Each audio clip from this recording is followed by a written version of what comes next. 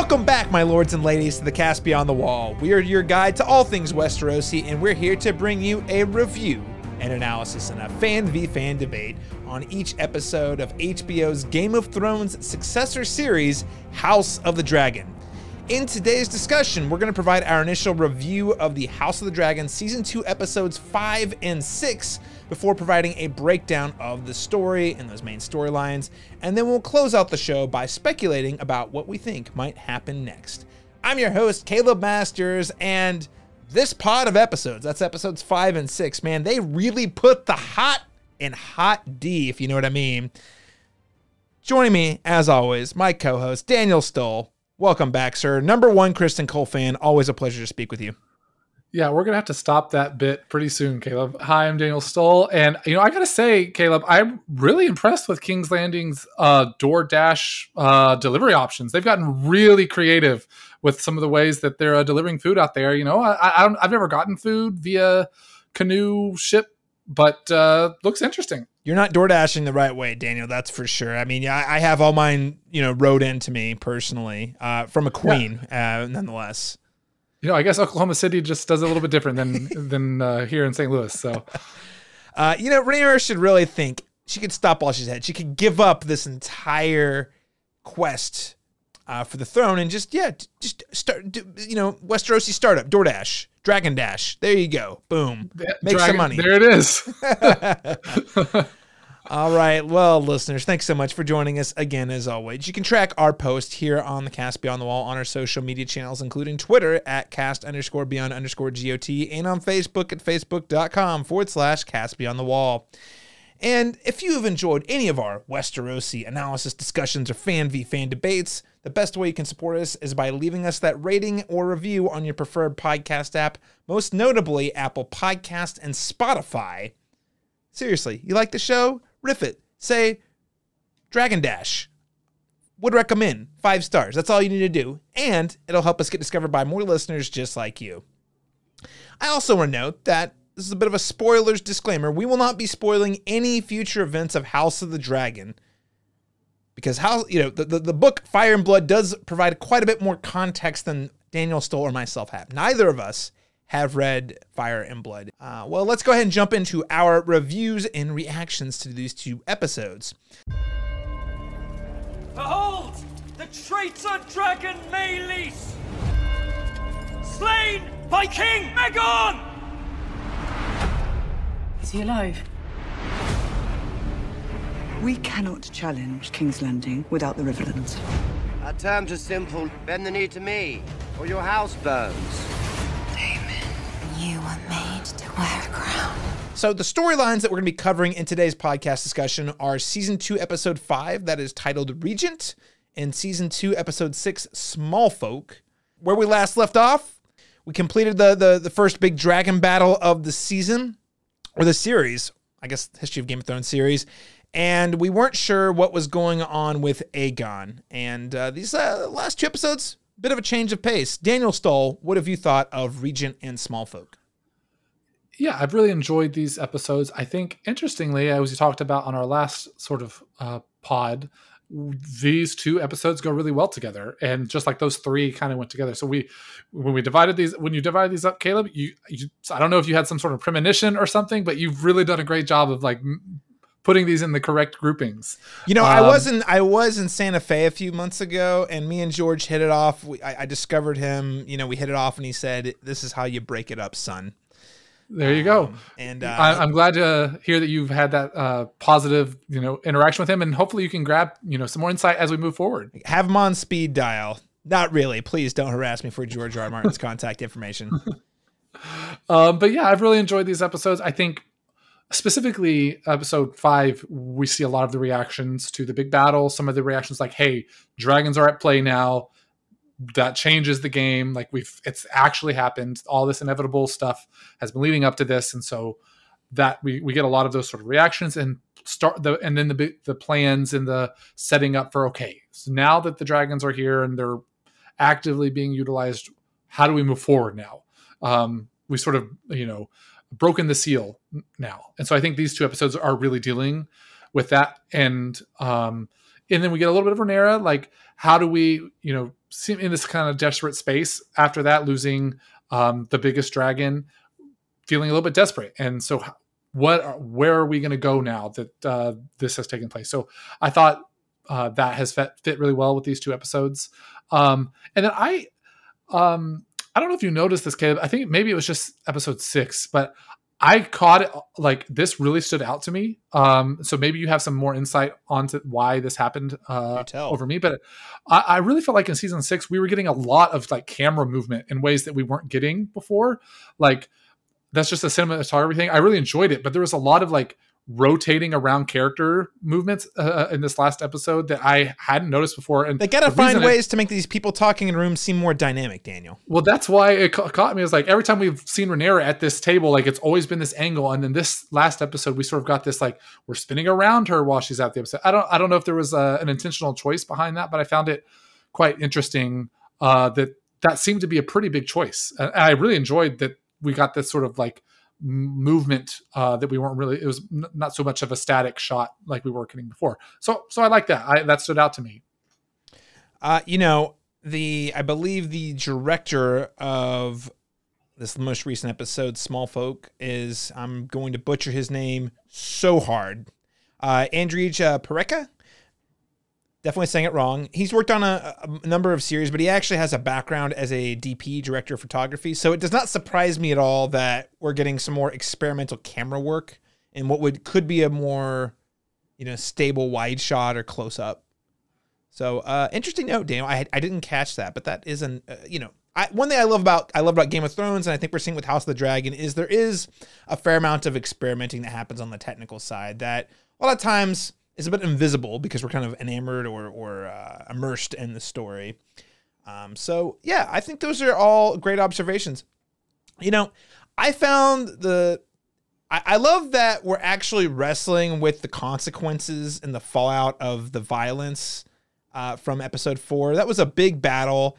And, it was funny when we wrapped up our last episode, I think Daniel Bowkemper, our guest, had predicted that Aegon would be recognized as a war hero for, the battle. I thought the same thing. When he said that, I was like, that's a good point. I'm sure they're going to mythologize him. And that is actually not what happened. So actually, I think Daniel Stull pegged this. But when the dragon's head is paraded around the city, it actually signals a bad omen. And I found that to be more interesting, and we continue to spend a lot more time with the citizens of King's Landing, the citizens of Westeros, and see the impacts all of this is having upon them.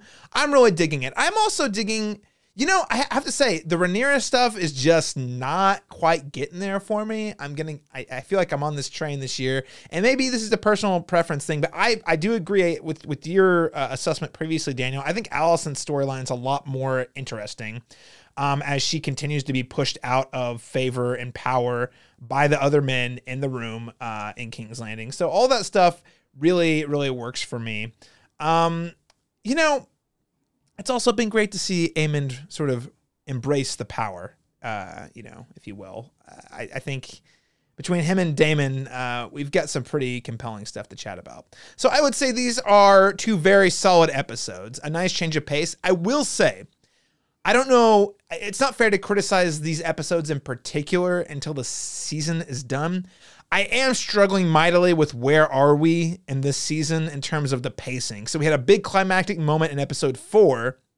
Presumably we're building up to another big climactic moment, but I'm not quite feeling the momentum towards a finale yet, even though there's only 2 episodes left. So I'm really curious about where we're going to end up by the end of the season. So I don't know. Has that struck you at all, Daniel? I think a little bit. With one storyline in particular, I think I'm a little bit like, what are we doing here? We'll get into it a little bit more. But I think the Daemon storyline, I'm not sure. I'm starting to wonder, like, we've been here a while, like, where are we going with this? But we'll address that a little bit more in detail later. But I think that storyline has sort of stood out to me of like, what's the end here? Like, where we kind of going? So I have felt that a little bit.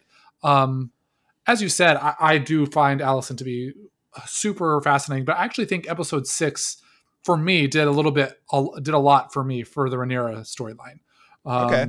I think that last episode really helped me out a lot. So I'm I am a little bit more feeling that a little bit more, but I do agree. Like, I kind of hit me when as we were getting ready to record this of, yeah, we only have 2 episodes left. And like typically Game of Thrones fashion, like the episode 9 or like the episode before the finale is like the big twisty thing sort of happens. And it does not feel like we're ready for that. So I'll be interested to see what these last 2 episodes contain. Yeah, well, I'm looking forward to it overall. Let's go ahead and just jump into the recap here. First up, we have to open. Big moment here.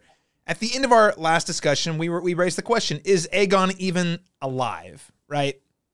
So after the battle, Aegon has survived but is mortally wounded. Alicent then confronts her secret lover, Criston Cole, who, of course, plays things coy. Man, damn, I can see why you're into this guy. He plays it cool. And then, as I noted earlier, the head of Rhaenys dragon, Meleys, is paraded through the street, and the citizens see it as a bad omen. So I have to ask, Daniel, were you particularly satisfied with the reveal of Aegon's status? Did this work for you? Was it compelling? What did you think?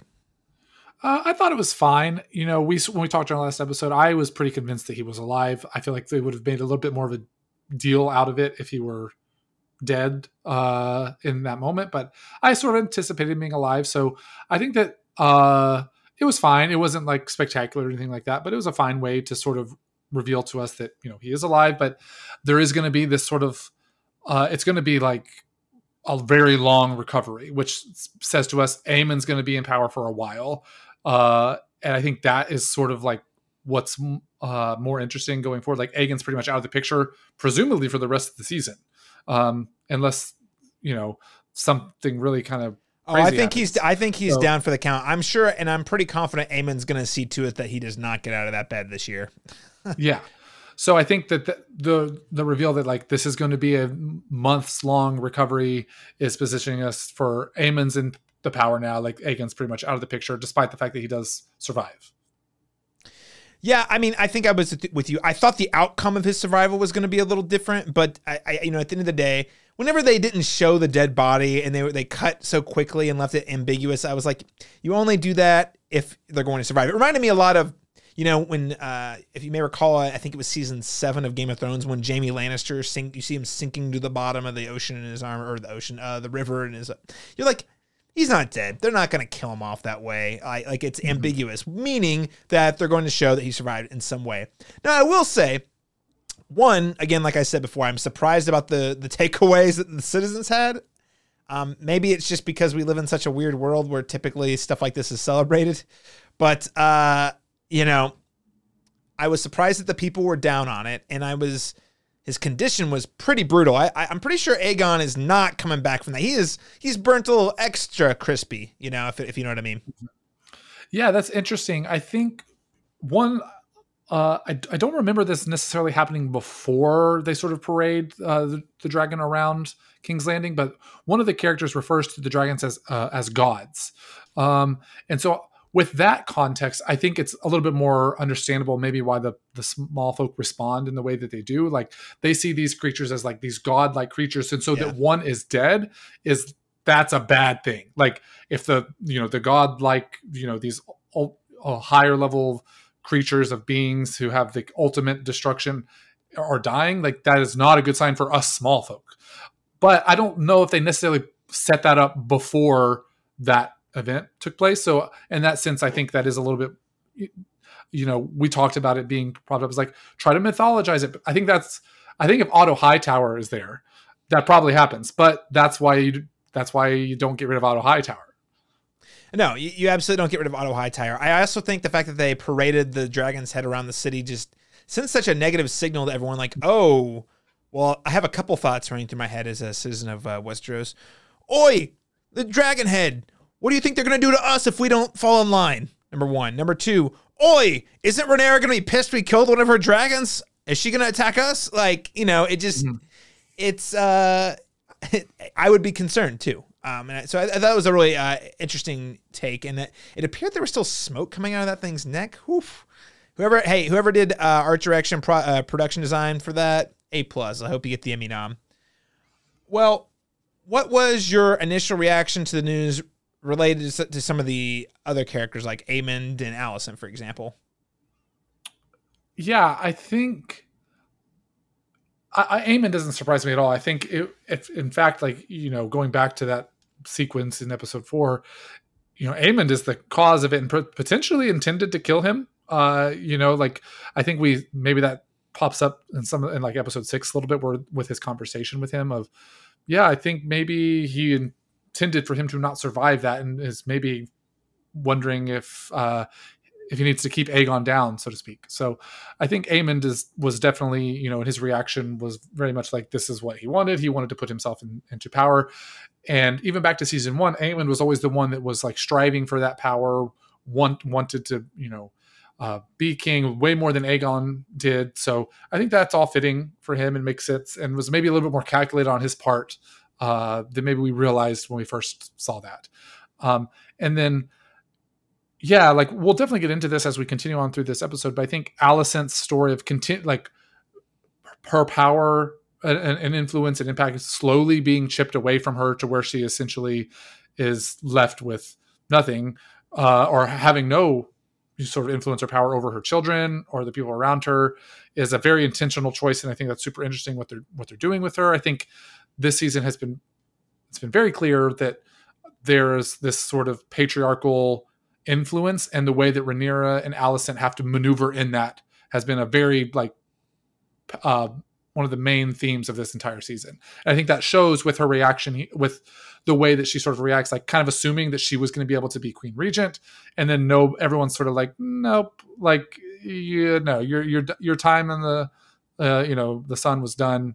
It's Aemond's turn now. Well, it makes you wonder. It makes you stop and wonder, just seeing how she's sort of cast aside multiple times in these 2 episodes. It really makes you stop and wonder, I don't actually think it matters that she heard the wrong name come out of Viserys' mouth. It just seems like those guys were all going to install Aegon regardless of what happened. And she just kind of felt like she was able to have that, like, her hearing that and sharing that kind of gave them like an easy out, like, oh yeah, see, he said that. But I think the plan all along was to do that. And it really makes me question how much influence she really had to begin with in that scenario, which is kind of tragic, because she did do a lot of things that Viserys got credit for overall, and Otto got credit for, and her sons got credit for, which is natural. Again, the patriarchy, like you described there. Well, hey, let's jump further into the episode. We'll start with episode 5 and go through the Green storyline for both episodes 5 and 6. So, as we've already noted, following Aegon's return, Aemond is named King Regent. And at that next small council meeting, Lords Jasper Wilde and Jason Lannister nominate Aemond to serve as King Regent while Aegon recovers. As you noted, Alicent protests, nominating herself, given her qualifications ruling while Viserys was sick. And literally no one at that council, not even her, like, air quotes, most loyal supporters, Larys and your favorite person, Kristen Cole, support her claim. So at this point, I think Aemond just feels kind of unstoppable. He feels empowered to rule. He's like, yeah, he's basically like, yeah, that was easy. All I had to do was get Aegon torched, and people just said, yeah, you should rule, like, just like that. And I thought that was a very noteworthy moment later in that same episode when Helena spots Aemond staring at the throne and asks him, was it worth it? So, Daniel, let's dig into this a little further. How exactly do you think Aemond's ascent into power shift the dynamic at King's Landing? Because he is a very different ruler than Aegon, of course, and more so, certainly different than Viserys. Sure. I think Aegon, first, I think Aegon wanted to at least be perceived as like a good or decent ruler. Like, yes, he had his own very like brash sort of like, let's take action right now feelings, but he, a lot of times characters felt like they could manipulate him or restrain him in some ways. Aemond is not like that. Like, Aemond seems very confident, very self-assured, and he's not really going to, like, he's going to do his thing his way. Whereas Aegon at least had, like, there were some attempts to at least influence him or manipulate him before. Like, if we recall back to some of the earlier episodes, we have this the council scenes, like, there are attempts to, like, stop Aegon or maneuver Aegon in a certain direction. And while some of them kind of work, some of them fail, there is that sort of feeling that he wanted to be making perceivably good decisions or choices and actions or whatever. Whereas Aemond, I don't think he cares what anybody, like, he's not going to be manipulated in any kind of way. Like, he is like very confident. He knows the path that he wants to take. And so I think when we talk about like the power shifting to Aemond, that is a little bit scarier in the sense where what Aemond wants is what Aemond's going to do. And the council's not going to really have an impact on him at all. There is no restraining Aemond. If Aemond wants to do something, he's going to do it. And so that, and we even, you know, I think as we even continue on with Alicent's storyline, I think, you know, Aemond is just going to, if you're not going to agree with Aemond, like, then you're not going to be around Aemond. Like, you know, it's like his way or the highway kind of thing.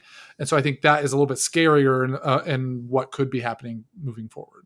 I take it a step further. I don't think it's necessarily about agreeing or disagreeing. I think it's about, are you useful to him or are you not useful to him? If you're useful to him, he'll want to keep you close. Not too close, but close enough where you can collaborate and he can tell you what to do. If you're not useful for him, he's like, why are you even talking to me right now? What are those types of people? We've probably worked with some of those people in our lives, you know? Yeah. And he's definitely, like you said, very focused, very ruthless. Apparently doesn't seem to care too much about the small folk at all. He's very focused, laser focused on vengeance. He wants to, there's like two layers of it. I think he is motivated intrinsically by vengeance. As we recall, he was made fun of, picked on, lost an eye as a child, and he sees Rhaenyra's family as the enemy who has wronged him. And I think he is motivated to take them out. He's also, however, he's very cold and calculating in how he makes his decisions. He's not a very emotional leader, at least not when he's making decisions. We do see him, especially in episode 6 at the small council in that episode, you do see him break down a little bit where he gets kind of whiny, but I think it's more out of frustration.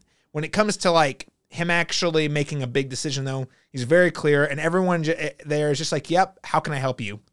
How can I help you do it? It'd be an honor, you know, that sort of thing." Because they also know that if you get on his bad side, he will just, you know, kill you or eliminate you or push you out, and no one wants that. So he's definitely the type of guy who is ruling out of fear, but also has a very distinct vision and the confidence to get things done, which is makes him quite a bit different than Aegon, I think.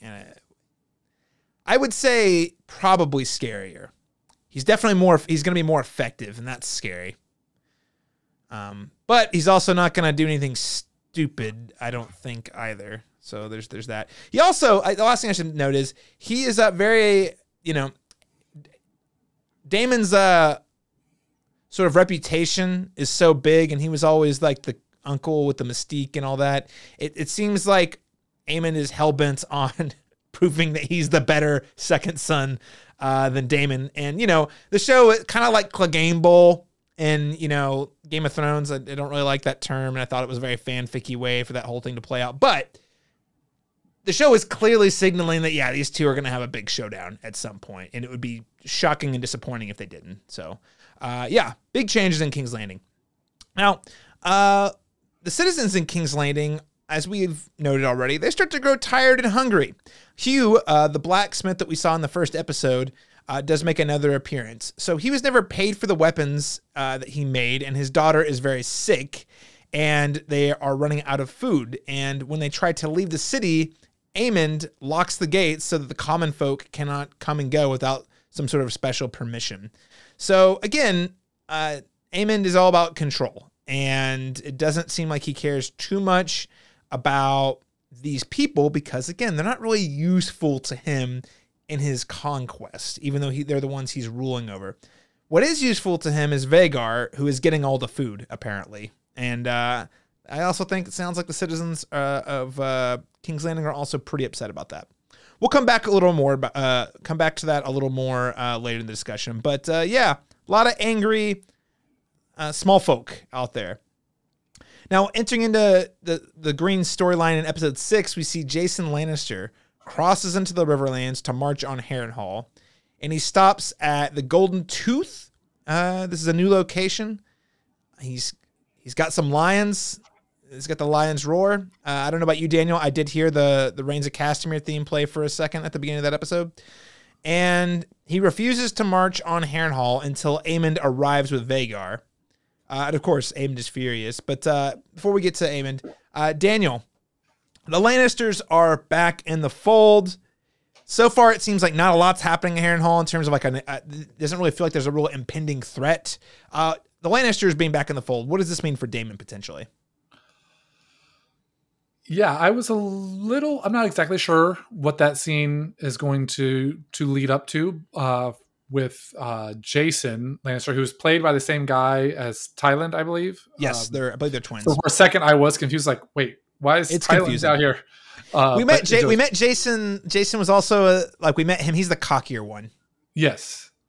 Yeah. I for a second I was like, wait, why is Tyland? Oh, okay, it's Jason. Okay. So then once I figured it out, I was on board. But for a second I was confused. But yeah, I'm not exactly sure what this setup is leading to. But I think it gives Daemon more time. Like if they're gonna sit there and just wait, Daemon is supposed to be sort of gathering these foot soldiers. He's supposed to be getting these houses to unite, and it's not been working for him so far. And I think it's been like the opposite so far, right? Like he's only pissed. He's only pissed off the houses in the Riverlands. Yeah. So this gives him, I guess, because they're going to sit there and wait. This gives him more time, or maybe potentially, like if Aemond was not, if Jason Lannister is serious about his threat, perhaps it gives Daemon a chance to persuade him in some way if Aemond is not going to come with Vhagar.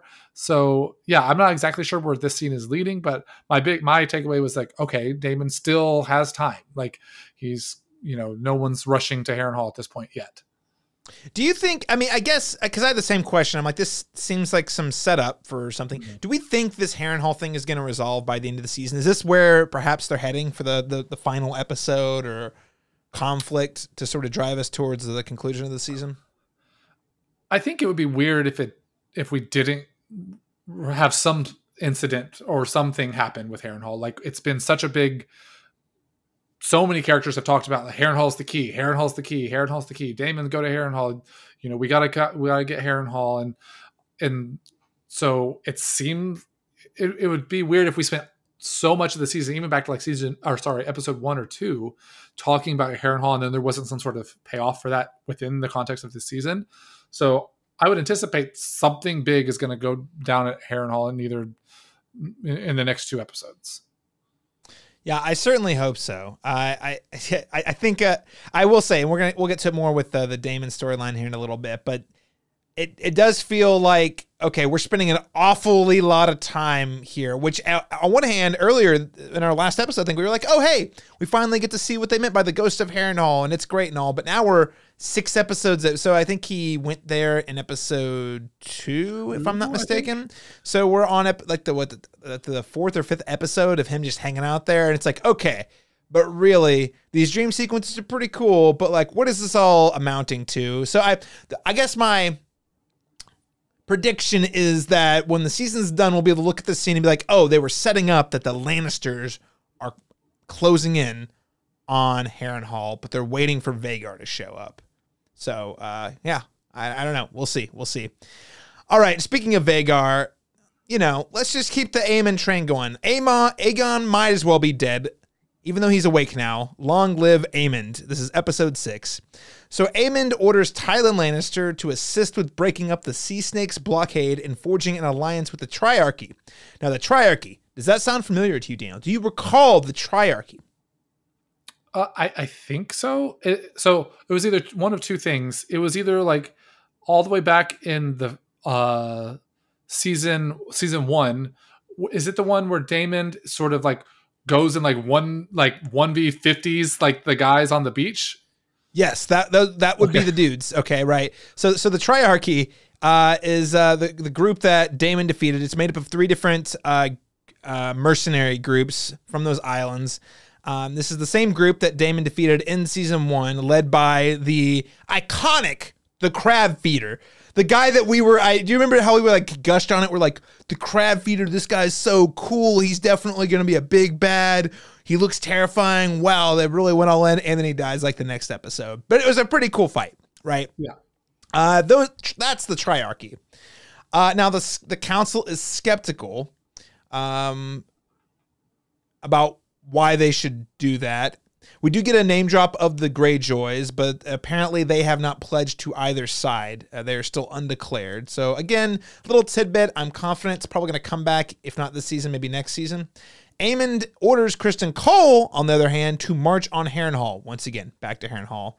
And after Alicent questions or challenges some of his proposals, he privately relieves her of her duty. So let's first, I need to, there's a couple things to unpack here with this small council scene. Number one, Daniel, have we made it? Are we in for a Crab Feeder Showdown sequel? Are we going to get Crab Feeder 2? Or are we going to get Crab Feeder Jr.? Or is it going to be Manta Ray? Like, who are we going to fight at the Triarchy this time? Yeah, I actually think, as you just kind of said, I think the original sort of like Crab Feeder thing was actually sort of a disappointment or letdown in some ways. Like they kind of built it up to be this big thing that it wasn't. So I don't know if like I'm ready for to set up some other big Crab Feeder-esque showdown sort of thing. Although I will say it was pretty cool that like Daemon just ran in there and just like killed everybody by himself. It was completely had some crazy armor or something during that fight. So he rolled a lot of nat 20s in that. Yeah, fight. Absolutely he did. And so that could be cool to see, but I'm not sure exactly how this is. Again, there's a lot of setup here and we haven't necessarily seen what that setup is, what the payoff is yet. So a lot of this is contingent upon was this worth it? Will this be worth it later when the payoff comes? And so a lot of this is sort of this reshuffling, repositioning as we set up for these last two final episodes. So yeah, I don't know. We could have a big moment, but I think we're pretty much in dragon territory at this point. Okay. I'm just saying, like, you can't bring up, you cannot invoke the Triarchy in the Crab Feeder without calling back to how awesome they pumped him up for like one episode. Yeah. I get the sense, there's a little bit of stuff with the Sea Snake we're going to talk about later. I get the sense that the only reason that the Sea Snake is a character is because he's related to a lot of the supporting characters who I suspect will be more important down the road, but also just like he doesn't do a lot. So I'm expecting all this slow buildup with him is finally going to pay off when they attack the Triarchy. They try to work with the Triarchy to fight the blockade that he is holding. So hopefully that pays off. That's in their storyline where I'm like, all right, we keep looking at this boat. They keep repairing this boat. We keep seeing the whole guy talking about stuff. Let's get this thing in action. Second question, Daniel. Alicent Hightower. Let's talk about her for a moment here because Alicent, again, sort of cast aside by both of her sons. I would say son number one, Aegon, says, because you're a stupid woman. And son number two, Aemond, says, you're just not useful anymore. You've had your moment. Now let the men talk. Yeah, what do you make of this whole sort of like storyline and how she's treated in this scenario? Yeah, I think he even says like she should pursue domestic pursuits or something like that. Like, vomit. Ugh. Very condescending sort of statement to your own mother. But yeah, I think, like I said, sort of at the beginning, I think House of the Dragon has been very clear about setting up this sort of patriarchy sort of setting and how women have to sort of navigate that space and how they are treated. And we talked earlier, even in our podcast, about how a lot of the men seem to want to have these sort of like violent reactions. And Alicent and Rhaenyra are these two women who are trying very hard to consider what the most nonviolent action is, to not have these sort of, how does it affect the small folk, And so seeing Alicent slowly get any sort of influence or impact chipped away to has been really tragic, as you said earlier, and very sad, because I think she is quite an interesting character. And I actually think that she tries to, do most of what she does with earnestness. And so it's really sad that has happened. And so I do wonder, like, what her character does now. Like, we've slowly seen this been chipped away. And I do think that her arc in a little bit, in some ways, is kind of mirrored with Rhaenyra's in the sense of the whole, like, bunch of men around taking control and being power. I think Rhaenyra is dealing with the same thing on her side of, like, all these men are telling her to do things and how she should run. And because she's a woman, she's like a weak leader. Like, I think both of these women have had that experience. And so they're both sort of trying to maneuver within this very male dominated space. And it's really sad that is the case for both of them. And it seems like she feels pretty alone, I think, at this point. Like, she doesn't even have Otto, who was at least, like, work with her on some things.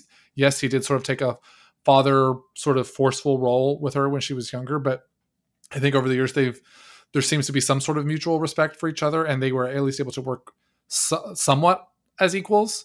And so she doesn't even have Otto anymore. So yeah, I think it's just really sad what's happened with Alicent. Yeah, where does she go now? Too, Yeah. You know what I mean? Like, obviously she's lost her influence, and her closest relationship. That's actually a great point. You're highlighting how lonely she is, because her closest relationships are Kristen Cole, who is a secret lover who won't even stand up for her in a meeting. Larys Strong, she knows she can't really trust him. He's got people watching her all the time. It's just a very, very icky feeling. And I think that they've also, even before we got to this episode, we see the scenes with her in the bath and all that. Like, they've done a great job at showing you how isolated I think she's become this season in particular, now that Viserys is out.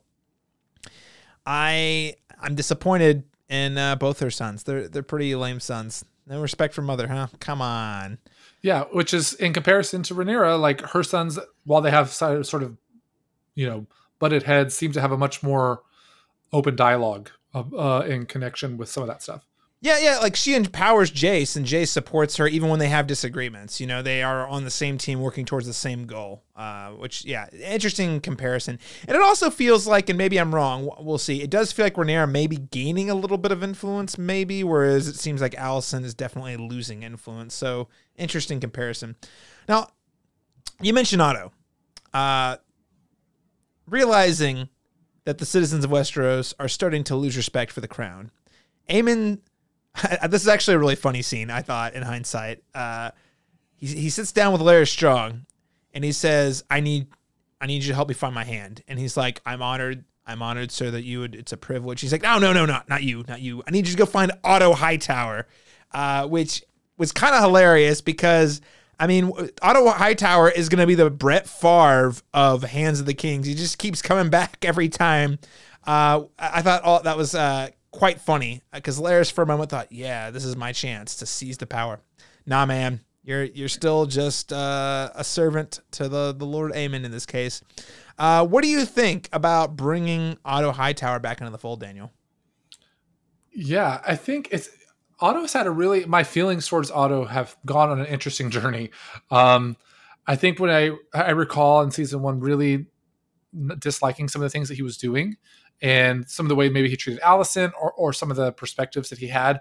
But I feel like in this particular season, even though he's been gone for a couple episodes, I've sort of like been like, man, you guys are you guys really need Otto. Like, he really was like very like intelligent and cunning and ruthless maybe in some ways. And yes, probably more morally speaking, probably didn't have a lot to stand on, but like, at least he was trying to make like thoughtful choices and that were like considering other people, like, or the small folk, or like just putting them in smart and intelligent places. And it seems like he was able to sort of maintain the reins and lead a more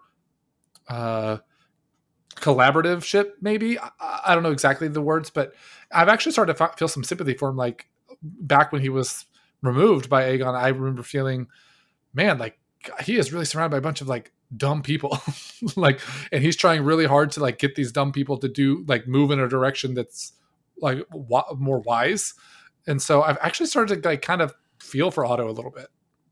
He had a vision, and for better or for worse, I mean, okay, for better, I'd argue always, his motives were absolutely in question. I do think he generally was like, what can we do to rule this kingdom well, and maybe not get people killed for no reason. He's like, he was really resistant to finding a way around the violence, and again, he also was trying very hard to coach Aegon on respecting the people of Westeros, but also ruling them. He understood the value of the small folk, even if he didn't respect them. He's like, we need them on our side if we're going to win this war. We need them to be happy and healthy so they don't try to kill us.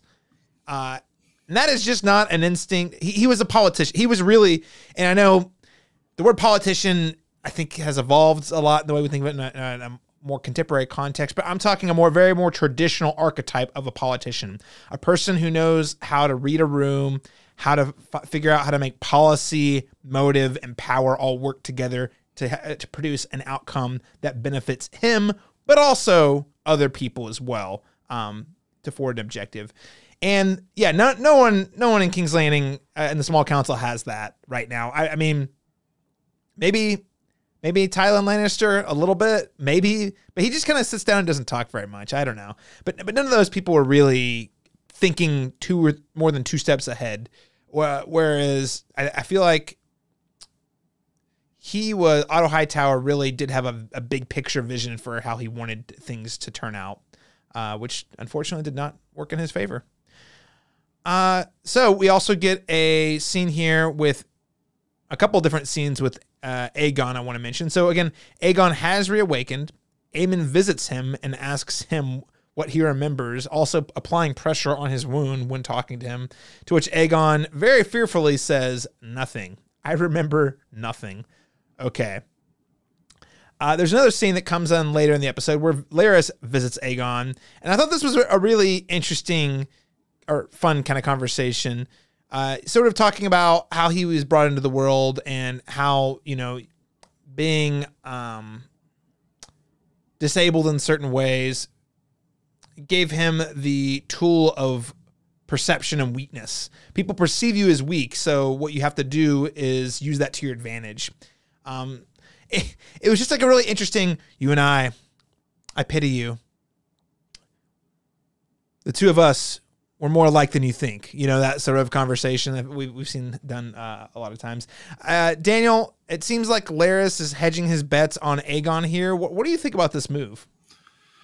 Yeah, I think we actually get a very tiny moment of maybe like, I don't want to say genuineness or authenticity, because I think there's obviously like some, like you're talking about political moves here that Larys is doing, but I do think like what he is saying is like true to him. Like it almost looks like he's getting pretty emotional as he's talking about like having a disability and the way that you perceived and people see you as weak. Like, I think that is a real thing that he's talking about, that he's really experienced, and like that's like a real moment from him. And so that was super. I don't think we've ever had that, and so that was kind of nice to get a little bit of insight, even though he is utilizing it potentially for some political maneuvering.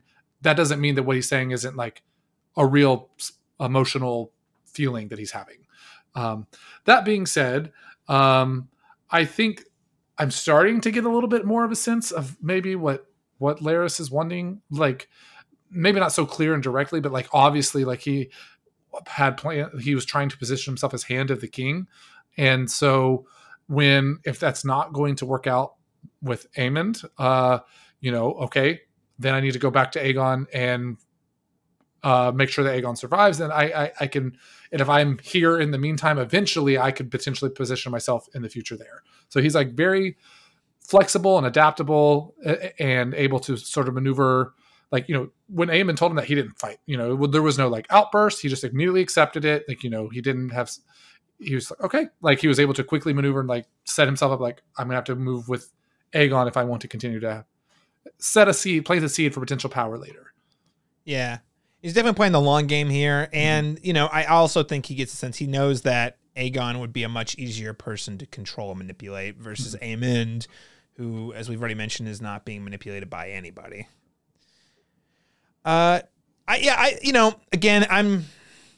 Listen, I do think Larys is compelling. He's no Peter Baelish. He's no Varys. So I'm inevitably comparing him to those characters. He's not quite as compelling as them, but I do like to see him on screen doing things, monologuing a little bit. It suits his character very, very well. So let's talk a little bit more about Alicent facing life after being queen. So after checking on Aegon, Alicent visits the courtyard to visit with Gwaine. That's the nephew she had who was sort of keeping tabs on Criston Cole a couple episodes ago. Asking about her other son who has not yet been seen, named Darren. Now, I've heard through a grapevine, I don't know anything about Darren, but it does sound like that is a character who will probably come into play down the road. They've also mentioned him twice this season, so I'm not sure if he's going to make an appearance like in the finale, but it does sound like Darren. Keep saying Darren, so we remember that she has another son named Darren that we haven't talked about yet. So anyway, just tuck that away in the back of your mind. Darren might show up at some point. She then visits with Helena and invites her to visit the Sept. And on their journey to the Sept, they're interrupted by a riot that started by the small folk who are fired up by Rhaenyra's DoorDash service, and their lives are threatened. In fact, I think Alicent gets some shit thrown in her face. Kind of very... reminded me a lot of that episode, and I think it was season 2 of Game of Thrones, whenever Joffrey got cowpied in the face, and Tyrion like slapped him, and they had a whole conversation. So I don't know. It's seeming like maybe the Greens are. I mean, their approval ratings are pretty low. Let's be real. I mean, we're talking kind of in the basement right now. Daniel, do you see a path forward where the Greens could potentially rebound in the eyes of the small folk? I mean, yeah, I think it's definitely possible. I think Rhaenyra did a great job of capitalizing on that, the way that Aemond and Aegon sort of both have managed the small folk, and that was a pretty brilliant move, I think, on her part. I think it's definitely possible. It's one of those things where, like, at the end of the day, Rhaenyra is not in King's Landing, even though she's sending food, and that was, like, again, great move, but you know, it's the Greens who are there actively right now, so they can act. They have a lot more ability to get out in front of the people and make some good PR happen for them. They could use some good PR. Oh, if only they had Otto there, who has a background in PR, apparently. Yeah, I think Otto would be a great asset. So I think that is a smart move by Aemond to ask Otto to come back. I think he would be he's one of the few people I think could actually increase that. But when it comes to the small folk, I think someone kind of says it. I can't remember exactly who says it in one of the episodes. Essentially, like, eventually, you know, if they're fed, you know, if the Greens are able to find a way to feed them and they're not reliant on Rhaenyra's thing, like, the small people are going to forget. Like, they're not going to be super worried about, you know, the high noble stuff. Like, they're just wondering, are their daily needs, you know, being met, generally speaking. And, you know, if that's being met, they don't have the energy necessary to all come together and, like, come up with some sort of big riot or planned riot or anything like that. But I do think it's something that the Greens have been awakened to. I mean, Alicent even comes out with a cut, like, you know, potentially could have died. I actually thought for a moment, like, and during the sequence, they get kind of pushed up against a wall, and there's, like, this sort of, like, garden gate behind them that, like, appeared to have some, like, pretty big spikes. I thought for a quick second, like, is Helena going to get, like, shoved into that? And, like, are we about to see one of them die in this thing? For, like, half a moment, I thought that might be possible. So it's definitely something they need to address sooner rather than later. And, like, you know, that could easily affect if they're really focused on that could affect the war outside of King's Landing, which of course is the hope of Rhaenyra. Yeah, I mean, it seems like you know, we're gonna shift to the House Black here in a moment, but it seems like Rhaenyra is definitely catching on to how what advantages she does have on the board. Because tactically on the board, in terms of like resources and armies, she stands no chance at winning. But due to the just haphazard handling of all the things that have happened on the green side, she has an advantage where she can still prove that she loves the people of Westeros. For the greens, I don't know, like maybe just feed people, maybe communicate. I did like that we got a couple of different scenes with the small folk. I mean, we mentioned the blacksmith earlier, but then we also had the scene in the pub where they were like, oh yeah, my sister just went to some sort of thing up at the Red Keep, and yeah, they were dining like kings and queens, they had dancers there. It was a whole thing. Meanwhile, the people in the pub don't have any food at all. And, they see the goats taken by because they're all being fed to Vhagar. So it just really goes to show you like that the priority of the ruling class is not to rule the people as much as it's a power grab. Definitely not something that we've ever experienced in the real world, ever. So let's turn things to the Blacks. So I want to start with Daemon here. Now he continues to be plagued by his dreams and very slow recruiting efforts in both episodes 5 and 6. So Daemon makes a life or death offer to Lord Amos Bracken. So the Brackens in episode 5 refuse to bend the knee, and they are willing to die. Daemon is puzzled. Later in the episode, we see the Riverlords show up and confront Daemon in the middle of the night because apparently the Blackwoods have been pillaging much of the Riverlands under the Black Targaryen banner, and they refuse to fight for Daemon. So I just want to pause here for a second and talk a little bit about this before we talk about more of the dream sequences. What do you make? What do you make of Daemon's recruiting efforts? Because if you ask me, it really seems like he would have been a terrible king, like awful king. Like Daemon, he doesn't know how to speak to people with respect. He doesn't know how to recruit. He only knows how to rule out of fear. He's a soldier who's very good at soldiering and scaring people with his giant dragon. But when it comes to the people skills, totally lacking, which is something that Viserys actually had a lot of. So what do you make of his failed recruiting efforts here? And how is this actually going to help or hurt Rhaenyra's cause? Yeah, I think that goes right back to Rhaenyra's conversation where Rhaenyra basically says like she can't trust Daemon, which I think trust for Rhaenyra is a very big theme that I'm starting to notice throughout this entire season. But yeah, Daemon absolutely does not have the skills to be able to, or the understanding of how to,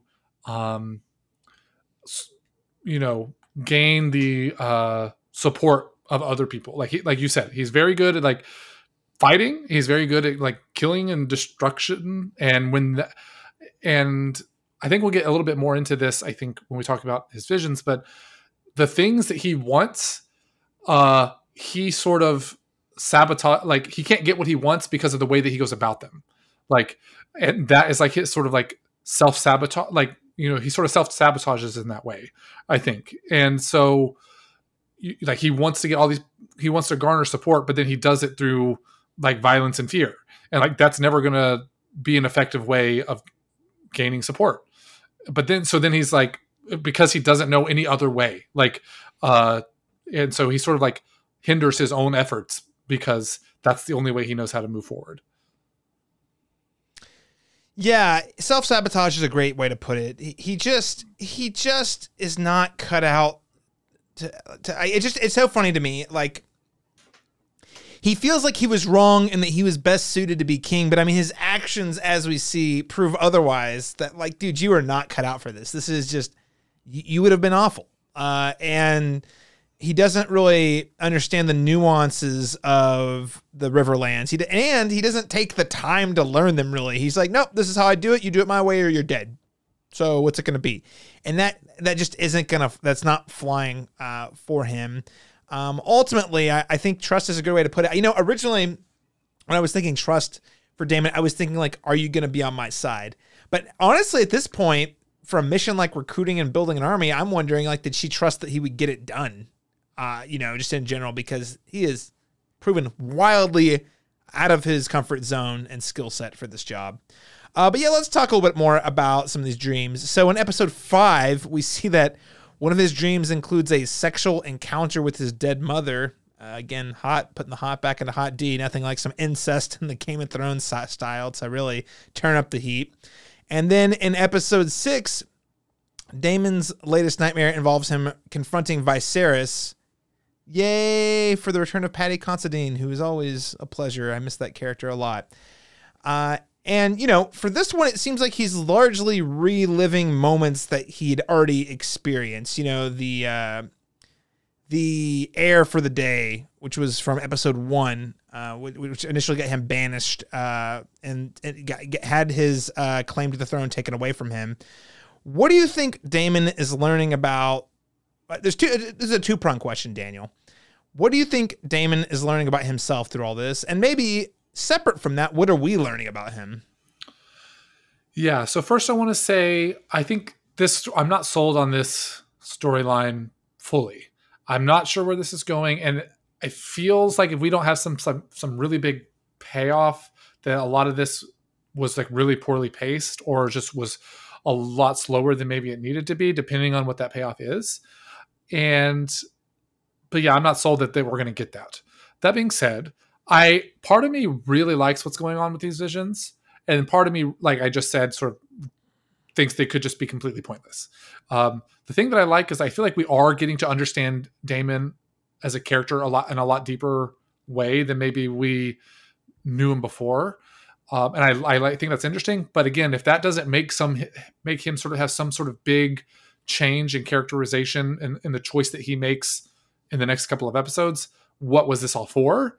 So I think at this point, it feels like the switch that he needs to have as a character needs to be a pretty big one for it to make sense that we spent this much time with it, which is why I'm a little like, don't know if that switch can be big enough to warrant all this time. But one of the things I feel like that maybe Daemon is coming to terms with is and this is sort of what I was hinting at a little bit before, Daemon has always, like, when I'm thinking about Viserys, when I'm thinking about his mother, and even a little bit with Rhaenyra, he's always had this, like, he wants to be, we've said feared before, like he wants to be feared, but I actually think he wants to be, like, loved. And I think he wants to have people to have affection for him, but he ends up going about it in a way that results in people fearing him. And then he's left like, because that's what he's good at, right? Like he's good at that. But so he gets people to fear him, but like deep down, I think he just wants to be like loved and appreciated. Like I think there's that moment where he's like sort of has that, he's like Viserys is crying and he's like hugging him. And I think he sort of has the moment that maybe he should have had before, where he should have been there for his brother and had that embrace and had this like sort of touching moment instead of going out and killing a bunch of people that night or whatever. If we're going all the way back to that first episode where he gets, exiled from King's Landing. And so I actually think that that's what we're kind of figuring out about Daemon. He actually does like have this sort of deep desire to be loved but he just doesn't, he just goes about it in a way that is not helpful. And so that's where like the self-sabotage, I think, comes in. Like his attempts to gain the love and affection from the people that he wants, the way that he goes about it directly results in the opposite happening. And so he's like this very kind of tortured, I think he's a little bit more of a tortured character than maybe I realized before, of like and so he just continues to do the things that work in the sense that he's good at them. But now and then he's just sort of left in this sort of space where he doesn't actually have the love and affection and respect of the people that he actually cares about. Well, and him doing what he's good at is not helping him in his actual situation either. Right. No, I think that's a good point about the love. I hadn't considered that, but it also that makes the scene with his making love with his mother make a little more sense, because he felt like he lacked the mother's love and support growing up. Because I believe she sort of favored Viserys, I think, a little bit, and so he resented that, and so that sort of sends him on this path of like, well, if you're not going to love me, I'm going to do all these things to get you to pay attention to me or whatever, like very sort of trauma response sort of thing, and so. I have always interpreted, like I said, I've always interpreted Daemon as a guy who wanted to be feared, but I think it's actually way deeper, even deeper than that. But it's been like shielded, and we're getting to see some of that now. And you ask me, like, what is Daemon learning? I think he's coming to terms with his, like, having to face his own actions. Like, that's what he's sort of having to deal with. But I think for us, like, we're getting that sort of deeper level of Daemon. Yeah. So I'm kind of with you on this. What is he learning about himself? I feel like he's confronting a lot of things, but I don't know that it's actually changing him. Mm-hmm. And that's yet to be determined, I guess. But to your point, it's going to feel criminal if all of this does not at some point influence a big decision he makes at this point. Right. Because we've spent so much time on it. So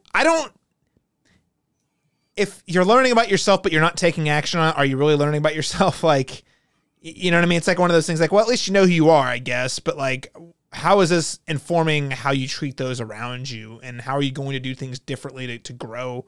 Or maybe you're going to double down on it. That could even be the arc. It's like, yep, this is who I am. I'm going to double down on it. We've seen him confronting a lot of things. I haven't yet seen him actually acknowledge the specifics of what it is he's confronting in the real world just yet. So I'm kind of curious. What are we learning about him? Yeah, I think you said it well. Not much more to add. I also think the thing I'm learning about him is that he's wildly unqualified and incapable for this position, which is kind of interesting because we always viewed him as the last season, he's the wild card. He's highly capable at battles and war and all that, those things. But it's turning out that this is just not the case in this scenario. So very, very interested to see how this pays off. We should probably note that he is forging a close alliance with Alice Rivers. We talked a little bit more about her in the last episode, who's been in and out of her visions and is at Harrenhal. So she reiterates that he needs the Tullys if he's going to have any influence in the Riverlands. And I think, and I don't know if I missed it before or I just caught it, but either way, so apparently the sick Lord Tully that we were missing out on, his name is Lord Supergrover. And as long as Lord Supergrover is alive, the Tullys are off the board. So what does that mean? That means Alice has got to go, along with her creepy owl, take care of Supergrover. So after we see Daemon go through some more visions, he does receive word that Lord Supergrover is not so super anymore and has died, thus putting the Tullys potentially back into play, potentially on his side. Lots of potentials here. We don't actually know what the outcome of this is. And given what we've seen of him and his negotiating skills, or lack thereof, so far, I would not be at all surprised if it actually blows up in his face. Daniel, any other thoughts on Daemon this week? No, I just think, to reiterate, like you said, like if this does not lead to some sort of like big sort of like motivation shift or like change, like actively choosing a different path forward for Daemon, it does feel like a lot of this arc will have been kind of pointless. Unless the only point is like understand Daemon better, but I think that's weak. So I'm curious. Well, again, it's good to understand him better as long as the thing you're understanding informs the story in some way. And I guess the thing that's interesting, again, having not read the book, my guess is in Fire and Blood, there's just a gap in the story where he's just out of commission at Harrenhal doing something. And they probably, it's probably not clear what he's doing. He's recruiting soldiers, something vague like that. So depending on how this plays out, this could either have been a brilliant move in adapting a story in which one of your main characters is just kind of sidelined for a while, or it could just feel like a giant waste of time. Let's see how it plays out. All right, well, let's talk about Rhaenyra. So she's really struggling to recover from her defeat at Rook's Rest in episodes 5 and 6. So her council, as little respect they had for her before, apparently they respect her even less now. So Sir Alfred Broom goes as far as to say that the fair sex is not experienced enough in the matters of war to be making real decisions. Which, especially in the absence of Rhaenys, means that Rhaenyra feels similarly to Alicent alone. The difference is Rhaenyra has Mysaria, aka the White Worm, there to support her. And Mysaria has been providing her insight about the perspectives of the small folk. Like, for example, she shares that, like, yeah, that dragon head, I know it looks bad, and you might think, oh, they're being so successful, but actually the people don't like it. Or actually the people are starving.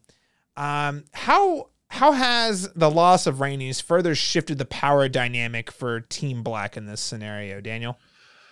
Yeah, I think, again, I like that you highlighted the isolation. I think that Alicent and Rhaenyra are kind of mirroring that a lot in these 2 episodes. And so, again, surrounded by a bunch of men who want to sort of solve all their problems through acts of violence. And I think Rhaenyra really, really enjoys having like a female voice. And that's kind of what Rhaenys was for her. And she was able to feel a little bit more like maybe confident or utilize that relationship to feel confident in her choices. And with that gone, she has all these sort of men. Like, we even have the moment where she like, I can't remember his name, but where she like actively slaps that guy, and it's like, I need to give you a reason to fear me, or something to that effect.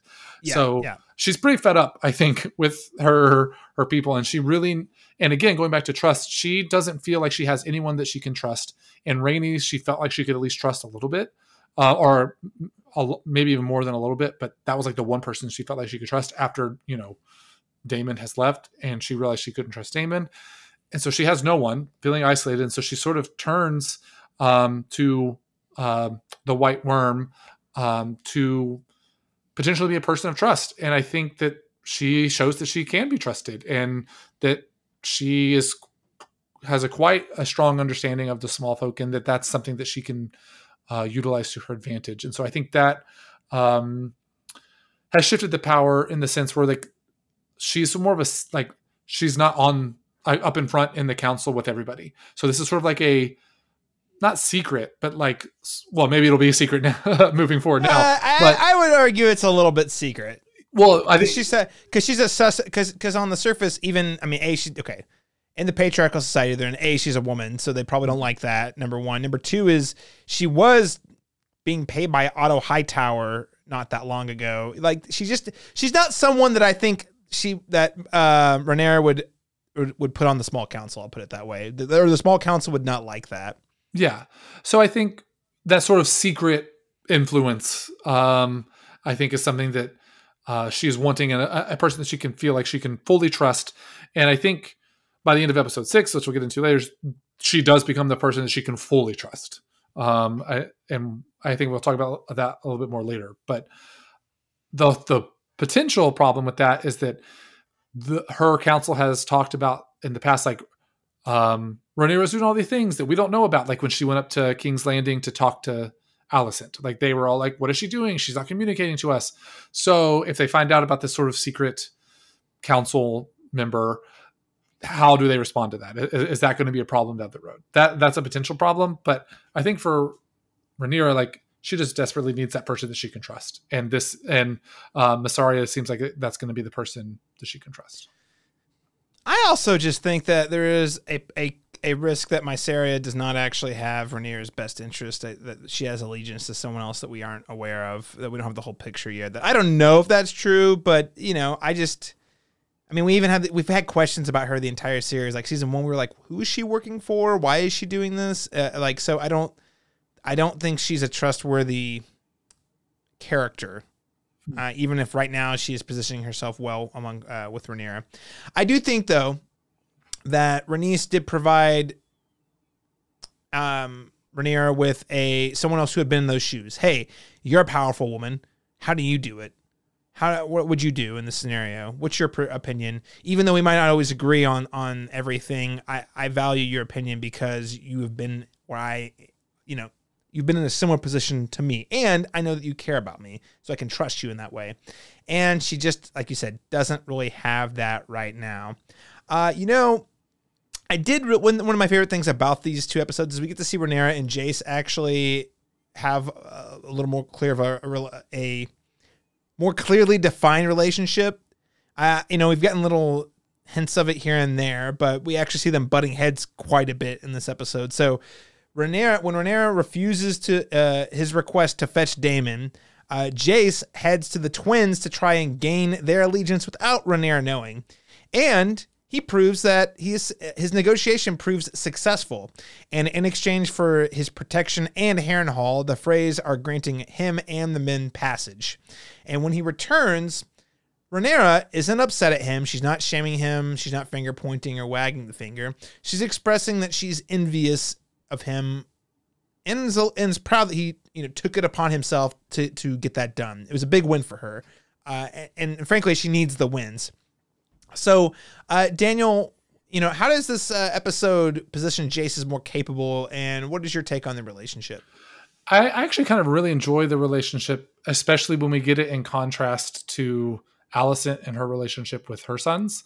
There seems to be a lot more of an open dialogue, and even though they disagree on several things, like that doesn't seem to be a barrier for them. Like, hey, we can disagree on stuff, but we're still going to work together on this. We're still going to be on this. We're still going to figure out a way to be united. And I really like that. I think that's a really refreshing, like I said, refreshing sort of relationship that we see, that we are not seeing on the side of the Greens. The relationship that Rhaenyra has with her children seems to be much more sort of open and equal, quote unquote, than Alicent is able to have with her children. So yeah, I really enjoyed the scenes that they have had together, and it shows, I think, that Jace is, like you said, that he is capable, that he has the ability to move forward in a productive way, in a way that that Rhaenyra finds positive. Not and with Daemon, she was upset, where she can, again, talking about trust, like she can trust Jace a little bit. And being able to maneuver in some of these situations that don't ultimately result in some act of violence immediately. And so that's sort of, I think, what is kind of going on with their relationship. But I really enjoy their relationship. Well, yeah. Firstly, I think this is Jace is definitely positioning himself as a partner and an asset to her team, versus, when we're looking at the high tower side of things, Alicent's being totally pushed out. It's almost reverse what's going on over there, where Rhaenyra she's raised her son, taught him to think for himself, nurtured him and provided him those opportunities. And one of the things that that's always been true about Rhaenyra, is that she's kind of likes to go against the grain. She likes to be a challenger, so in this scenario, that's something that she's passed down to Jace, and seeing the two of them kind of use their wits together, we get some interesting conversations, healthy conflict. I think conflict in a healthy context is great for any relationship. And we see how they get ideas that come out of that. Now, are the ideas all great? Let's talk about it. I don't know. Maybe they're like, well, we've got all these dragons. We actually have a lot more dragons than the guys. They only got Vhagar. That's really all they've got. However, we don't have riders anymore. We lost Rhaenys, and we've got Rhaenyra, and you got me, but we got some big guns back there that we don't have riders for. So what can we do about that? Well, let's just go find the Targaryen bastards of history and train them up to ride. End episode 5. Daniel, what is your reaction to this? I actually, in hindsight, maybe I was misguided, but I actually felt like, what? They're in a desperate place. They feel like they're pretty much outgunned in every scenario. I was kind of on board with this. It's worth a try. It's worth a shot. Yes, in hindsight, maybe it should have been more obvious that it wasn't going to work to me, but, yeah, I was on board when I first heard this. I was like, you know what? This is a bold plan. There's a chance it won't work, but I think it's worth trying. And so, yeah, when I first thought about it, I was like, yeah, let's see if this works. It's a bold strategy, Cotton. Exactly. Listen, it's a high risk, high reward sort of thing. So initially when that was proposed, I was like, that is crazy town. The dragons are never going to be on board with this. But to your point, they kind of need some wins, some big wins. And Daemon's not even on the board at this point in terms of Rhaenyra's basically like, yeah, I don't know what to do with him. So we're not even going to count him in our stable at this point. So we need people on dragons. That's how we're going to win. That's a crazy idea. But you know what? It's one of those, it's just crazy enough that it might work. Well, I still think it could work. But, you know, let's just say Operation Let's Ride might come at a very high cost. So Rhaenyra, after doing some in-depth research, she got on the wikis of Westeros, summons one of her Queen's Guards, Sir Gunther Darklyn. We've actually seen appear in a couple of previous episodes. He was the one who accompanied her to King's Landing to meet Alicent privately. After she was able to verify with the Ancestry.com of Westeros that he, in fact, does have some Targaryen way down there, she invites him to attempt to ride Sea Smoke. And the results, as it turned out, flaming hot, baby. This guy, he might be a great knight, but he clearly did not pay attention in school. What do you do when you catch on fire? You stop, drop, and roll. Instead, he just caught on fire and hobbled around like a marshmallow that's getting burned to a crisp over here. So, Daniel, what would you make of these results here? Yeah, I think, it was a desperate, like we just said, it was a desperate attempt to try to utilize their dragons. Like, we have these dragons, let's try to use them. Like, that makes sense. But, again, it's another attempt of Rhaenyra trying to sort of make some action happen and it not working out. Like the whole thing with meeting with Alicent didn't work out, So it's, again, another sort of like, quote unquote failure on her part and trying to gain some traction in this, because everything we've seen is just Team Green seems to be winning and that's pretty much it. Like the Blacks haven't had any sort of wins.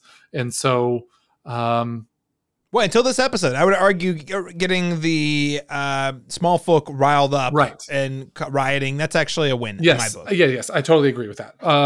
Outside of that, but when it comes to actual, dragon side of things, like it does look pretty dire for them. So I'm glad that she got the small folk win, but she's going to need some more, I think, if she wants to win the whole thing. And so I think the results to her, again, like she's going to take, I think Rhaenyra is going to take that she's been very clear throughout this whole season of like, she wants to go out and do some of these things herself. And people keep telling her to utilize other people. And so I'm wondering if like she continues to see these other people try to do things and other people being harmed or being killed. And we see her like actually pick up the sword after that moment.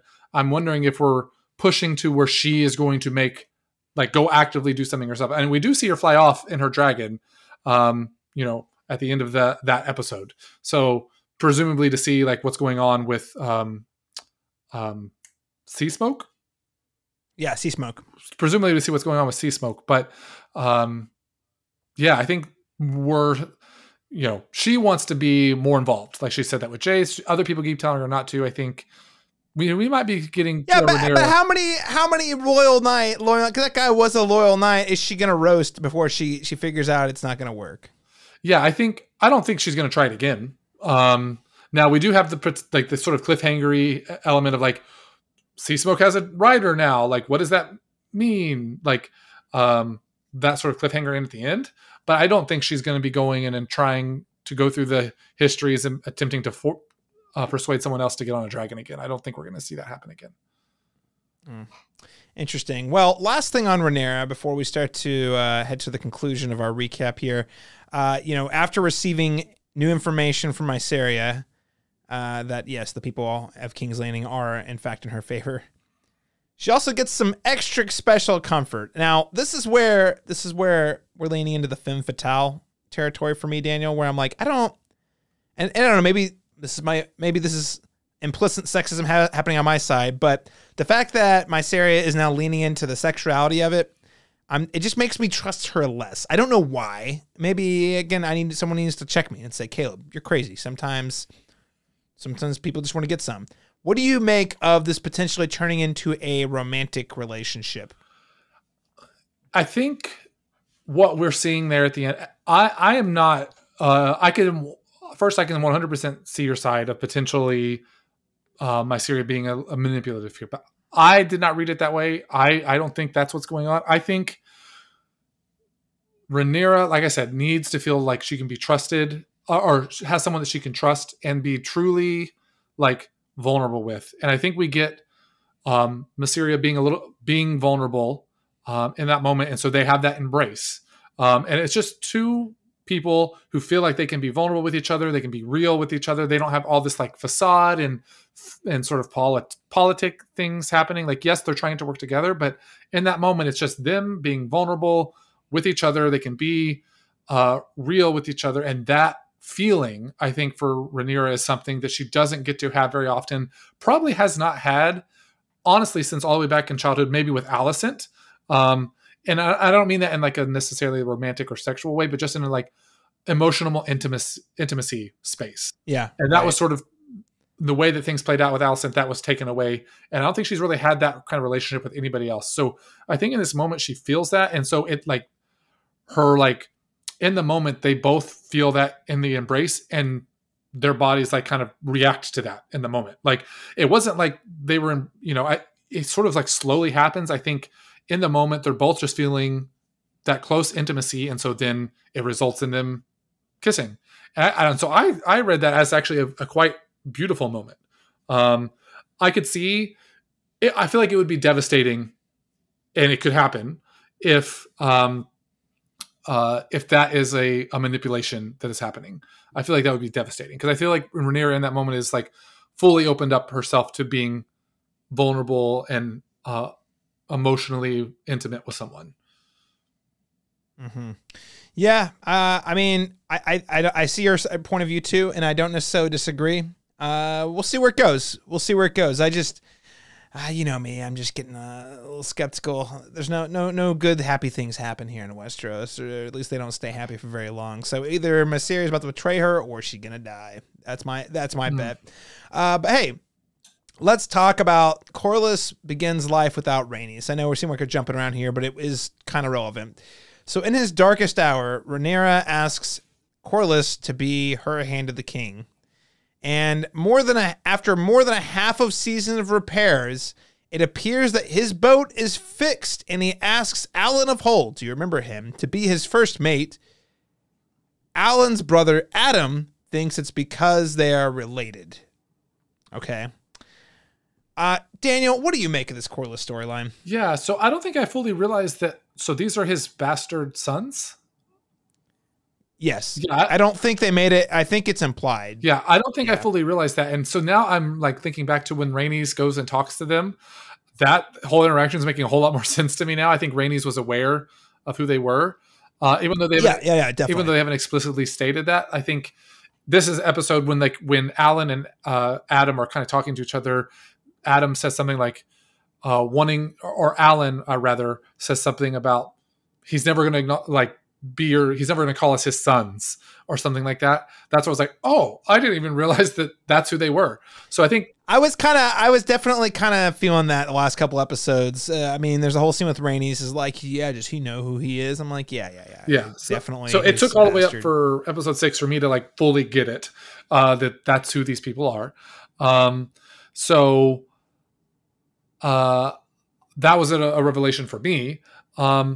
But yeah, when it comes to the actual storyline, I mean, they've been talking about this blockade, so potentially there's some sort of fight happening. I don't understand what sort of payoff could make all of this worth it. Again, so some of that is just waiting to see like where does this go. But as of right now, I don't have full confidence that this is going to be result in some sort of big payoff that's going to make it feel like this was worth it. Yeah, that's kind of where I'm at with this thing, because it feels like every time we show up and check in with this storyline, I'm always like, this feels very obligatory. Like we're just doing it, so it's like, hey, remember these characters? They're still here. They're gonna come back later. Don't forget about them. Mm-hmm. Oh yeah. All right, remember him last episode? Well, the boat is 10% more done this week, but that's all we got. Just checking in. So I am confident that. Adam, as we're going to talk about here in a second, obviously seems like he's going to be a pretty significant character, at least for a moment. Mm-hmm. And I'm confident that Alan, I do think there's going to be a big battle. I think it's going to be at sea, which is probably going to be really cool. And I'm really interested to see how that plays out. However, a lot of time on these characters that I don't really care about. And I don't know, some of that's on me. I never really clicked with Corlys last year either, or last season rather. So it feels like wasted time, if you're asking me. But you know what? It'll probably pay off, and I'll probably be, eating some crow in 2 weeks. The only thing I could see is like maybe Corlys, after like whatever happens during this presumed sort of battle or whatever, Corlys makes a choice that wouldn't have made sense if we didn't have these scenes. Like that's the only thing. Right. But again, I don't know if we needed this much of it. We'll have to see. But that's the only thing that could like maybe somewhat be like, okay, I get it. You needed us to realize this stuff, like that they were his sons and that there was some like stuff going on here for us to understand why he makes the choice he's going to make. That's the only thing that could maybe sort of do it. But still, it's a lot of time for just that. Yeah. We'll see. We will see how it plays out in the last 2 episodes. All right, well, let's conclude our recap here. A new dragon rider has entered the chat. At the end of the episode, Adam is stalked and then cornered by Sea Smoke. It's as if Sea Smoke was possessed. Must find a rider. It wasn't that last guy I roasted. Who else can I get? Rhaenyra gets the news right in the middle of Mysaria's embrace, as we noted, and she jets off on her own dragon, concluding the episode. Daniel, what are we going to see happen next year? Yeah, I mean, so I'm led to believe that like Adam is just going to be a dragon rider, I guess, which is interesting because we've been focusing more on Alan. So yeah. I was a little caught off guard by that. I was like, wait, like Adam's the guy that we're like focusing on. So presumably that's what happened. I guess they left it. I mean, who else could it be? So it's weird that they didn't kind of like reveal that, I guess, in the moment. So, well, I also, on that note, there have been a lot of really weird pseudo cliffhangers this season, and I'm not sure what to make of that either, where it feels like it's like, whenever we cut away from Aegon a couple episodes ago, it's like, hey, we're going to just cut this right here. And it's like, okay, I feel like I know what's going on. So why are you trying to like hide it from me? Anyway, interesting choices. Not bad necessarily, but just strange. Right. So yeah, that's kind of what I make of it. It's like, okay, Adam's dragon rider, which make sense. Well, actually, it doesn't make sense because I was thinking, oh, like he was going to be Rhaenys son, but like that's not true because he's a bastard. So, like she wouldn't be the mother, so we don't know who the mother is, I guess. So perhaps there's some sort of reveal with who their mother is, and perhaps there's some Targaryen-ness in that. Maybe that's what the hiding of it is, because. If Sir Gunther Darklyn wasn't able to, his Targaryen blood wasn't enough, why is Adam's enough? So maybe that's the reveal that they're hiding, is like, his mother was this. I don't know. I guess, the sort of deception, I don't know, deception's not the right word. It feels weird that they're treating something that seems very obvious like a cliffhanger, as I already said, in which case it makes me wonder if next week we're going to be surprised by what happens. And I kind of hope so, because otherwise I'm going to be like, what was the whole hoopla around giving it, like setting us up just to do a bait and switch? I don't know. Yeah, like it's very strange. Like choices. if Adam's if Adam's the driver, I wasn't trying to make a joke there. Then Adam Driver has just joined House of the Dragon. I wasn't trying to make that joke, but it worked out. So like if Adam is the rider, why not show him getting on the dragon and flying off and cutting with that? Like, oh, we have a driver. Yeah. Like that, like why hide that? Like that makes more sense. That's a more proper, like it's almost it's a more celebratory ending. I wouldn't say happy, but it's like, oh yeah, they got a dragon rider, versus this, it's like, hey, we heard this guy's on a dragon, and she just takes off. Yeah, it's like oh shit, like other people can ride on the dragons. What does that mean? Like less like, oh, there's a mysterious dragon, right? It's like, oh yeah, it's very kind of ambiguous on why they would do it that way. But, yeah, I don't know. We will find out next week on House of the Dragon. Well, Daniel, we are coming to the conclusion of today's episode of the Cast Beyond the Wall. But as we always do, we're going to close out the show by doing our awards to various characters in the episode. So always, who wins, who loses, and who is the biggest wild card player? Daniel Stull, who is your winner for the week? Speaking of dragon riders, I'm going to say what I presume to be Adam being a winner. Like this, nobody all of a sudden is a dragon rider. Like that seems like a pretty big win to me. So my winner is going to be Adam. He got a dragon. You know, I was going to say Adam as well, so I'm going to pivot and say Aemond because he finally got what he wanted in these 2 episodes. He is now on the throne, calling the shots. Everyone's afraid of him. Yeah, he wins. I mean, sure, the small folk don't like him, but I don't think he cares. I really don't think he cares. I mean, I think he should care. I don't think he cares. And he is bringing Otto Hightower back into the fold, which I think is a very smart thing for him to do. Again, one of the things that sets good leaders apart from bad leaders is good leaders recognize their gaps and they're like, I need a guy or a woman or a person who can do this thing that I'm bad at so I don't have to worry about it. And I think that's what he's doing. So I'm going to call him this week's winner. How about your loser for the week? I'm going to go with Alicent. I think I find her position to be really sad and tragic. Like her own sons are now rejecting her and she feels very isolated, alone. And then she attempts to have this sort of connection with Helena and ends up being nearly killed in this riot. And so, yeah, I'm going to say Alicent is the loser for these 2 episodes. Well, I'm going to say I'm actually going to go with Sir Gunther Darklyn over here. I mean, this guy was a loyal, faithful knight. His queen called him to duty with his great honor, and he showed up. He stepped up to the task. He just got a tinge cocky at the 1-yard line, and it cost him dearly. And now he is a human s'more, unfortunately. And if that's not a loss in the world of Westeros, I don't know what is. So, hey, Sir Gunther Darklyn, sorry about you, man. You did the right thing all the way up until the end. You didn't deserve this, but you still lost. And that's just how it goes sometimes. How about your wild card player for the week, Daniel?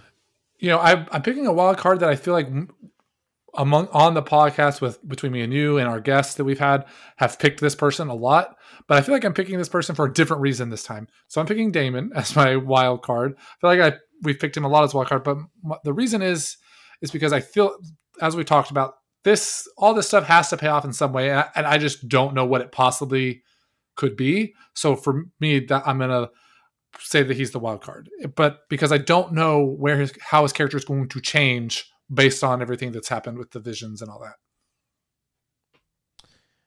All right. Now, I mean, he is a big question mark right now, and I appreciate it. He's always keeping us guessing, that Daemon. I'm also going to go for another minor character. I was thinking about going with Larys, but I'm like, come on, that's just cliche. We've already named Larys a bunch of times. So I'm going to throw this one out there.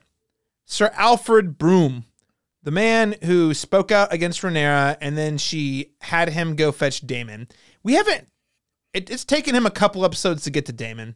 So I'm wondering if, even when he gets to Daemon, if he's actually going to fight alongside Daemon, or if he's going to defect, or if he's going to be more of a liability than an asset. I just don't know what to make about it. But they made a big deal about Alicent or Rhaenyra sending him off, and we don't really know how that's played out yet. So I'm curious, and I do think it's a little bit of a wild card because he does not seem super. He doesn't really seem to like Rhaenyra very much, so it wouldn't surprise me if he defected. All right, Daniel, do you have any special awards you'd like to name this week? Yeah, so I actually thought of 3. Now, one of them is kind of like a 2-for-1, but so the one that I ended up sort of deciding on was the Third Time's a Charm award goes to Otto Hightower. Maybe this time it'll stick and he'll get to live out his days as the Hand of the King. I was gonna say he is the worst attempt at a sequel reboot award. Otto Hightower coming back into the fold once again, whether people want him or not. I think that's a good one. What was your other one? So the other one I thought of was the It's Hot in Here award, but I kind of had 2 for the same award. So one was obviously for Sir Gunther Darklin. Pretty hot in here. But the other one would have been for Rhaenyra at the end. Like, it's getting hot in here. Yeah, it's getting real steamy in here. I'll throw a third one in there for the "It's Getting Hot in Here" award. I would also say you got to throw Aegon in there. I mean, that dude had his skin flayed off when they took off that armor. I mean, because I had the same award. It was the best. Mine was going to be the best human s'more award, and I was actually going to go to Aegon in a cruel twist of fate. But because he's nice and sticky, we get the stickiness of the versus the other guy just got roasted hard. Well. Listeners, what are your special awards for the week? Who is the winner, loser, and wild card player in your book? You can let us know by sending us an email to castbeyondthewall@live.com or hitting us up on our social media channels. That's facebook.com/castbeyondthewall or on Twitter @cast_beyond_GOT. Daniel Stull, is there anything else you'd like to add about these two episodes? No, I think that I really enjoy these episodes, even though they seem to be a lot of like maneuvering and setting up for something moving forward. And I am just, I'm surprised we only have 2 episodes left. I'm anxious to see. It's flown by. Yeah. Only 2 left. So let's do it. All right. Well, yeah, nothing more to add other than I really hope this all amounts to something. I am, again, as I said at the top of the review, I'm getting the distinct feeling, and this is often where I get uncomfortable, whether it's a movie or a TV show, where I'm not sure where in the story I am in terms of pacing, because as a person who's been doing reviews for film and television for over a decade now, usually you have a pretty good finger on the pulse of like, you're right, I don't necessarily know what's going to happen, but I know where in the story I am, even if it's for a variety of different stories. Right now I'm in we had a big climactic moment, and here's the come down, but the next peak is not clear to me, which makes me wonder, I'm like, so where are we going with the rest of the season? I really hope this pays off. Right now, I've really dug these episodes. I think they were good. Not as good as the last batch, but pretty strong overall. Where are we going, though? We'll see. Can't wait to find out. Daniel Stull, where can people find you and what you're doing out in the world? I'm not doing much, but you can, of course, always find me on Letterboxd at dstull91. As well as Instagram. Check out Daniel Stull at all the social media. You can find me on all the social media channels. That's Instagram, Letterboxd, X, Facebook, all that stuff. C Masters Talk. That is letter C Masters Talk. We also are hosting a film review podcast over at the Cinematic Schematic. We just came back from a hiatus that we had midsummer following our Dead Center coverage with a review of Maxine with 3 X's. And it was a really exciting crossover episode where we reviewed the film with the How I Met Your Monster podcast hosts. It was a blast. Lots to say about Maxine, and very excited. Should be the same day this podcast comes out, should be the release of episode 200 of the Cinematic Schematic, where we're going to be reviewing Twisters, last weekend's big smash box office hit. So if you're interested in my movie opinions, check those out. We have 2 to 3 reviews that come out a month, and so much more in store. Thank you so much for joining our recap, everyone.